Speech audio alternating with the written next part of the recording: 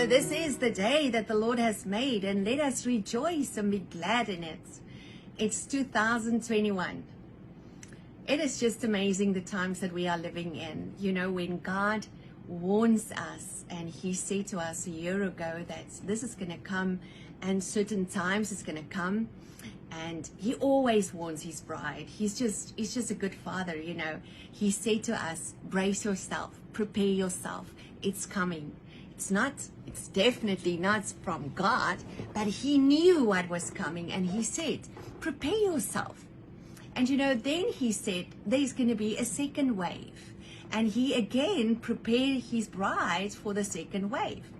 And just, you know, with the first wave, everybody was just quickly, just as I saw in my dream, everybody tried just to get everything together again and stand up and just go on with life as it was before. But in my dream last year, 24th of December, I saw a second wave as well. And in the second wave, it was much worse than the first wave. And I remember how I really cried.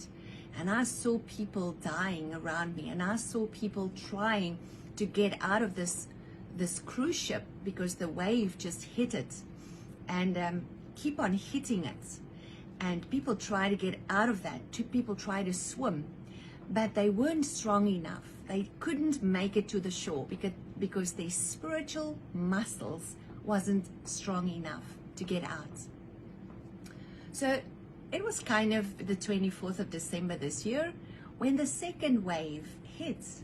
I don't know about you around the world, but in South Africa. So meaning that the second strain of the coronavirus, strangely enough, a strain that nobody understands, hits. And this time, people all over just dies. You know, you just hear of people there, and all over, you just hear people, healthy people, that just die.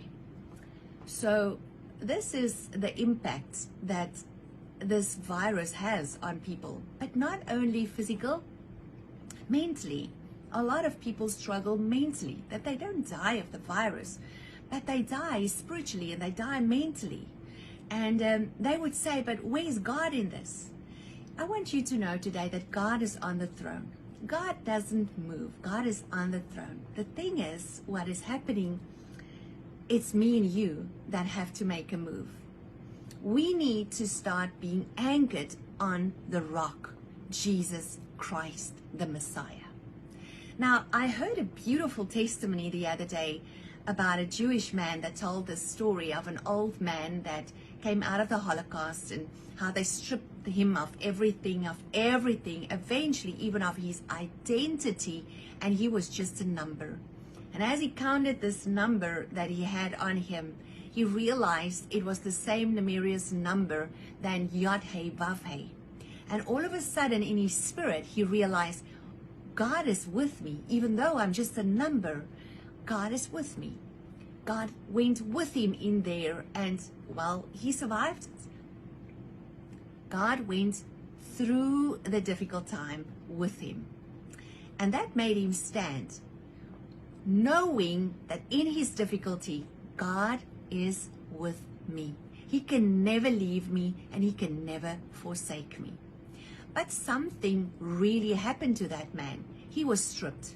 He was stripped of his earthly belongings. He was stripped of his clothes. He was stripped of his title. He was even stripped of his identity, and he was only a number left.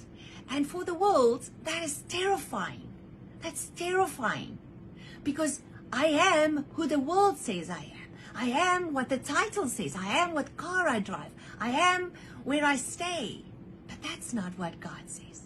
God says you are exactly who God says you are. And you know, the more that we are stripped of these stuff, of self, the more of Christ-likeness comes out of us.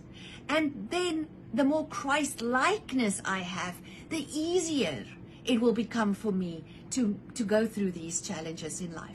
Because the more I will have God's character and God's nature, and my character will die, but I will start having the nature and the character of the Father Himself. So yes, None of us can predict what tomorrow brings. None of us can. But you know, Christ in you can predict what do you do with whatever comes your way. How do you handle whatever comes your way? Are you going to just fall apart, or are you going to rise up with Christ in you, the hope of glory shining out of you, taking this situation and do the best that you can? And this is what the year 2021 is going to bring out of all of us. I know there are beautiful prophetic words out there, beautiful words that's saying it's going to be a magic year, everything is just going to be perfect. I'm sorry, this is not really what the Lord is saying to me. The Lord said to me this. He says, my dear child, the gate is very narrow and it's going to become more narrow. And only those with my nature and my character is going to go through that gate. But there's going to be joy, there's going to be gladness, there's going to be power, there's going to be strength.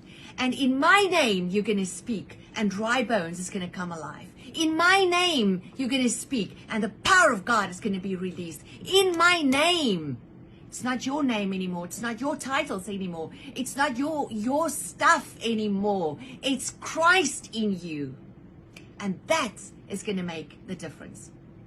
Yes, it's going to be the year of sifting. God is going to sift. It's going to go like this. And you're going to feel it. Somehow, you're going to feel the shifting process. And I'm reading to you out of one of my books, Living in the Light, because I really believe this is also tools that God gives us in an hour like this. He says in 2 Corinthians 3, we all, with unveiled faces, contemplate the Lord's glory, are being transformed in his image with every increasing glory, which comes from the Lord, who is the Spirit. So this is what God created us for his glory. And you know, all these, if we want to call it bad stuff that is happening in the world, it's just going to cause us to die. It's going to cause us to lose our own titles. But it's also going to cause us to bring the glory of God and to get a new nature and a new character. And you will have the ability of Christ in you to start being his hands and his feet. Now, you can't change your character if you don't even acknowledge you need change. So this is a good place to start this year, to say, Lord, I need change. I really need your nature. I really need your character. Because if you're not going to start living on the rock, this wave is going to come from that side, from all over sides, and it's just going to hit you if you're not on the rock. So the further you are away from Jesus, you're going to try to do it on your own strength, and you're not going to make it. More than ever, we're going to need to hold on. And not even hold on. Become one with him. One with him. And it's a glorious time, you know. It is. Sometimes when it's tough, people put their focus on the difficulty. And that can become dark. But in the darkness, if you turn your eyes towards Jesus, he is light. He is light. And we are the carriers of his light. And we need to walk in this world in a time like this, bringing light, carrying the light of Jesus, the Messiah. Well, we have been through a hectic December. We had no time off. I was working, I think, until the 18th, somewhere around there. My mom had a severe stroke, and they took her to 2 hospitals that couldn't help her, and the 3rd hospital could only help her, and it was way about 5 hours, 6 hours later. So there was already damage. They took the cluster of clots, they helped her with that, but then it was a week that she was in a hospital in Cape Town, and in that time COVID starts arising and we couldn't see her. Out from there, we took her to a rehab, and with COVID, it was very difficult to a step down and difficult because of COVID that we can't see her. So eventually, after praying, we made a call. We're going to bring her home. And if you think, but you already got Aldu. Yes, I have Aldu, but she's my mom, she's my mama. And God is the one that gives us the strength to do what we need to do. But in that time, of course, I also had times that I'm thinking, wow, Lord, and when you walk into the hospitals and the bodies, they take the bodies out, you feel it. And God said to me, Retah, I prepared you for this. I said to you, it's going to come. But then God gave me a dream again. And in this dream, he showed me again a wave. It was before this wave came. I knew there's going to be 2 waves, but he showed me again. And he said this, but this time, the time has arisen where you're going to need to start operating in my power, operating in my strength. And I saw how God says, speak, and the dry bones start coming alive. Speak, and it comes alive. Now, when I say dry bones, I know most of us think of this body. But you know what's more important than that? Is our spiritual body, our spiritual being to come alive. And the more this comes alive, the more you can be Jesus' hands and Jesus' feet. And I think at the end of the day, it's about his glory. It's not about us. Let's make a choice this year to say, Lord, I want to carry your glory. I want to get rid of all of myself. And I want to take on the identity, Christ within. The new identity, where it's nothing of yourself, nothing that you can boast upon, but only Christ in me, the hope of glory. And I really believe that is going to take us through this year. And he's preparing his remnants. So as his remnant, he's making us strong. He's making us bone strong. He's giving us breath in our lungs to sustain and to go through things and to stand and to be there for other people. So it is going to be tough. I'm not going to lie to you. But any training session that you sign up, it is tough. This morning I quickly went to the mountain, me and Tina's, and there's a dam, a big, a ground gravel dam in the mountain, big dam.